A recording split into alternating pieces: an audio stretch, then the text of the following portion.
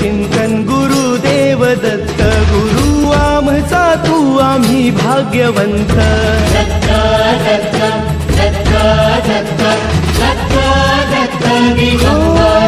अवधूत चिंतन गुरुदेव दत्त गुरु आमचा तू आम्ही भाग्यवंत नसे जन्म मृत्यू नुरे काही खंत न प्रारंभ मध्य नसे काही अंत